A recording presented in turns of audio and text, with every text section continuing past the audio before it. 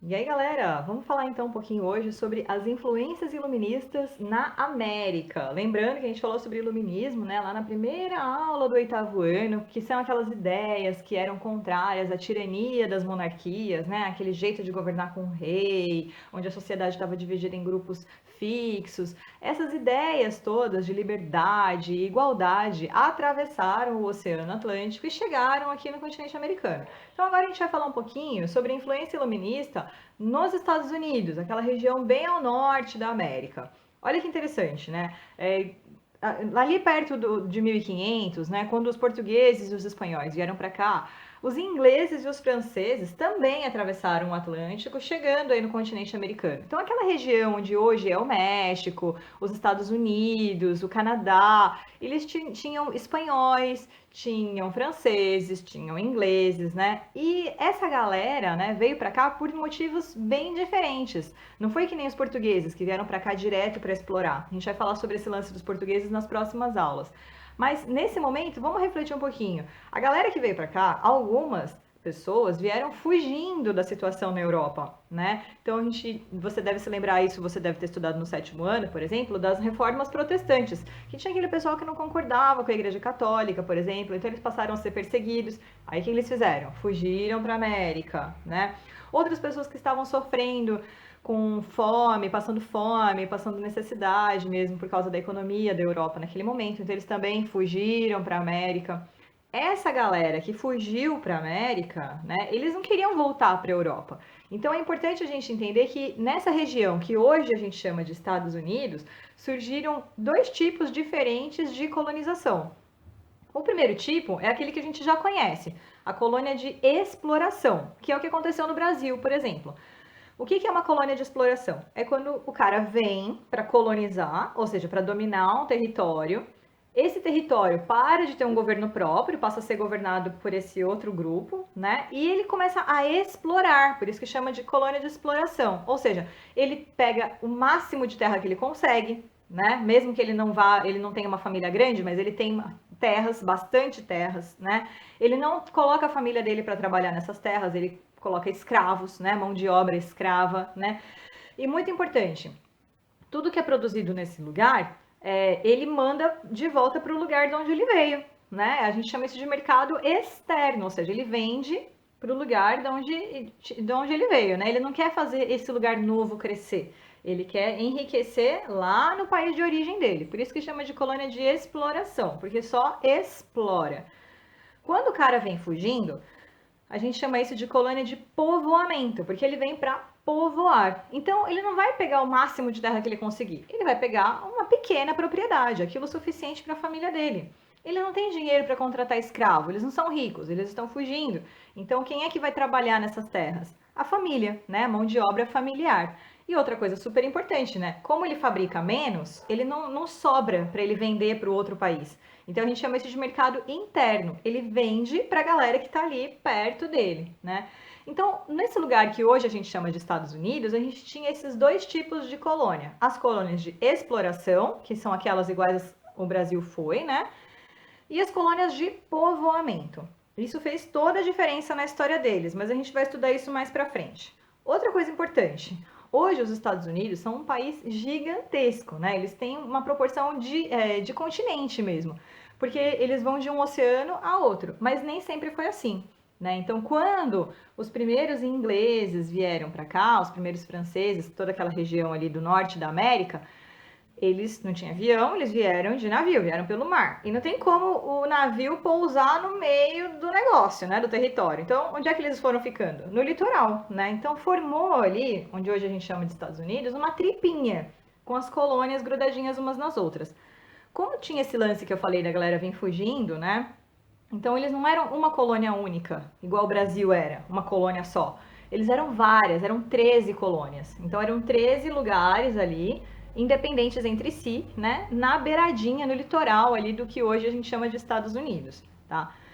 Esse pessoal que veio para cá, né, quando chegou aqui, né, então eles começaram a dividir territórios, aqui dos ingleses, aqui dos franceses, aqui dos espanhóis, né, e tal. E essas regiões todas, do jeito que a gente fala, dá a impressão que não tinha ninguém, mas tinha, né, do mesmo jeito que aqui no Brasil tinham nações indígenas, lá na América do Norte também tinham nações indígenas. E o que aconteceu com essas pessoas? Foram massacradas, né? Por quê? Porque esse pessoal que veio lá para a América do Norte, eles achavam que eles tinham como se fosse um compromisso com Deus. Deus tinha colocado aí para eles um desafio, né? Que era cuidar do território, povoar o território. Todas aquelas pessoas que não eram cristãs, que era a religião deles, era o cristianismo, eles achavam que estavam prejudicando a ideia de Deus. Então eles massacraram os índios, né? Tanto é que hoje a população indígena dos Estados Unidos é minúscula, né? Porque eles morreram mesmo por, assim, duas causas muito importantes. Primeiro, pelas armas de fogo, e depois por causa das doenças, né? Que os indígenas não tinham tido contato nunca com aquelas doenças que eles trouxeram, então muitos indígenas acabaram morrendo aí por causa dessas doenças e tal. Bom, como eu falei, essas 13 colônias, né, que eram dos Estados Unidos inicialmente, elas se transformaram no que hoje é os Estados Unidos, né? De que maneira essas 13 colônias expandiram? A gente vai estudar isso mais pra frente, mas eles foram comprando e invadindo territórios da França, por exemplo, né, da Espanha, para virar o que eles são hoje. Então, é muito importante a gente saber que os Estados Unidos, eles eram minúsculos, eram uma tripinha dessas 13 colônias, né? Depois é que eles foram invadindo, comprando e dominando territórios de outros lugares, né? Como a França, por exemplo. Por que eu estou enfatizando esse lance da França? Porque a Inglaterra pegou muito território da França. E aí os franceses ficaram muito bravos com a galera da Inglaterra, né? Então, vamos pensar, por que a gente está falando tanto de Inglaterra e França? Como é que eu sei que os Estados Unidos foram colonizados principalmente pela Inglaterra? Pelo idioma, né? Então, hoje, o Brasil. Que idioma a gente fala no Brasil? Português. Porque nós fomos colonizados pelos portugueses. O colonizador, ele sempre impõe a sua cultura, né? Por isso que é muito triste um processo de colonização, porque aquele povo, aquela cultura deixa de existir. Então, no caso dos Estados Unidos, eles falam inglês porque eles foram colonizados pela Inglaterra, né? Toda a cultura nativa das nações indígenas que tinham lá desapareceram, né? E a Inglaterra, ela pegou muitos territórios da França. E a gente pode falar, nossa, que legal, a Inglaterra se deu bem? Não, a Inglaterra não se deu bem, porque essas guerras todas contra a França fez com que eles ganhassem território, mas eles perderam muito dinheiro, né, também, fabricando arma, muita gente morreu e tal. Então, não foi tão legal para a Inglaterra. A Inglaterra ficou muito enfraquecida. E aí o que começou a acontecer? Para compensar essa perda econômica, né, essa crise econômica, os ingleses lá da Inglaterra começaram a cobrar impostos dos ingleses que moravam nas 13 colônias dos Estados Unidos.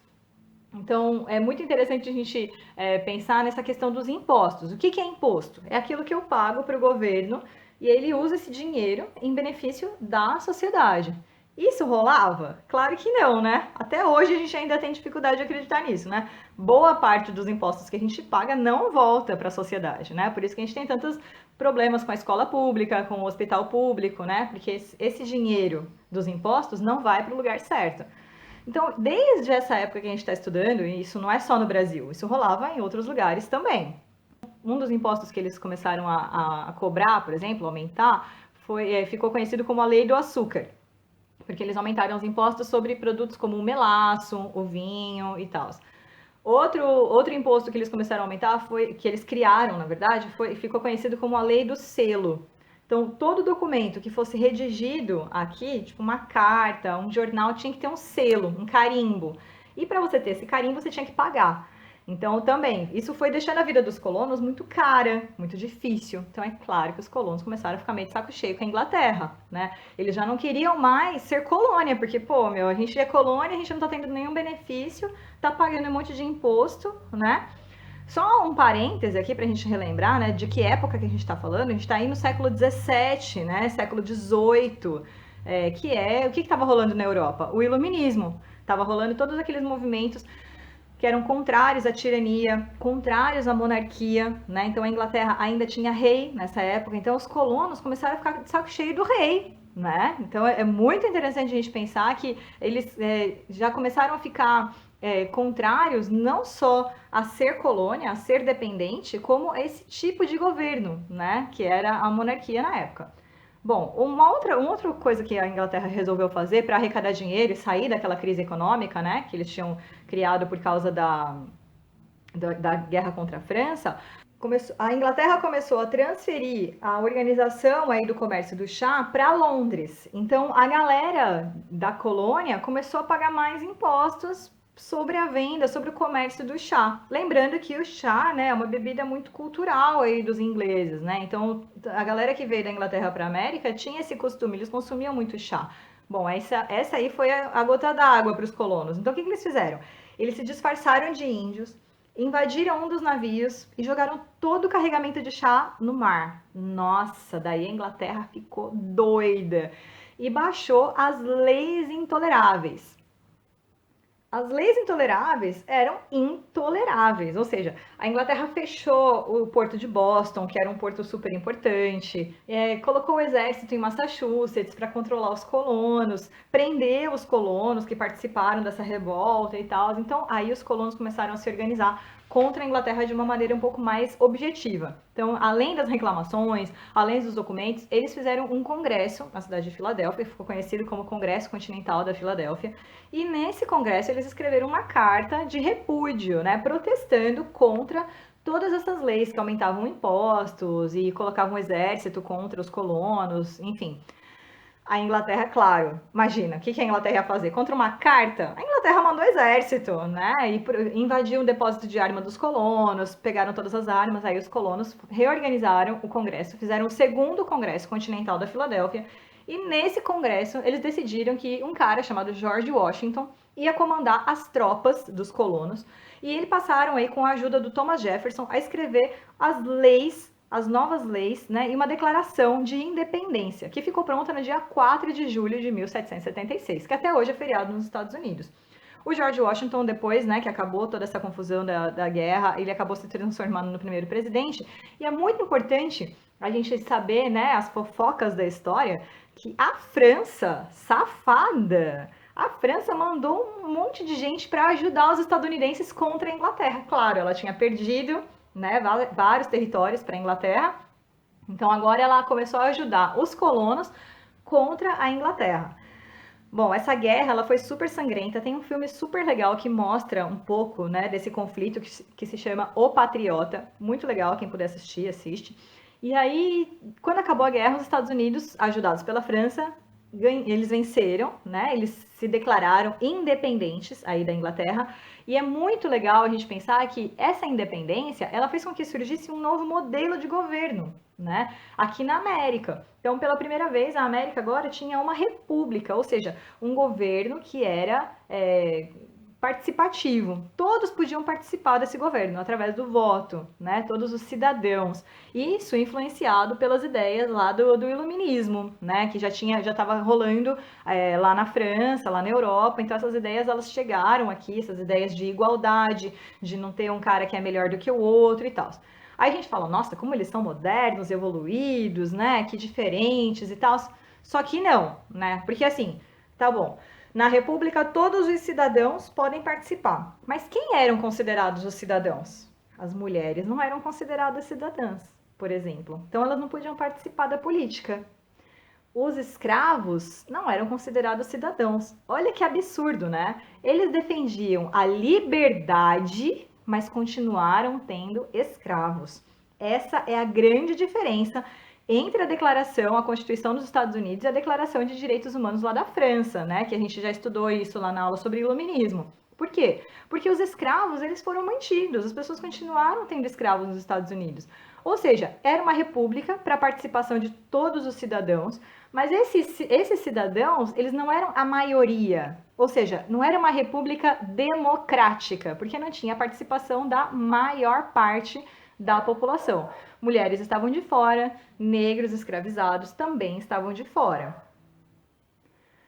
Mais uma fofoquinha da história aí, né? 100 anos depois da independência dos Estados Unidos, eles receberam um presentaço da França, que é a Estátua da Liberdade.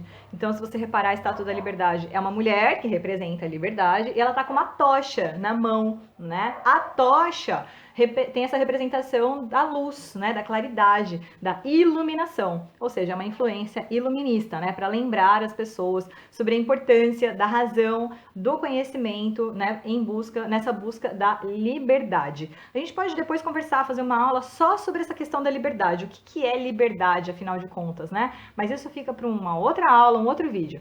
Por enquanto, é importante que você tenha em mente que os Estados Unidos, eles foram o primeiro país da América a ficar independente da colonização europeia.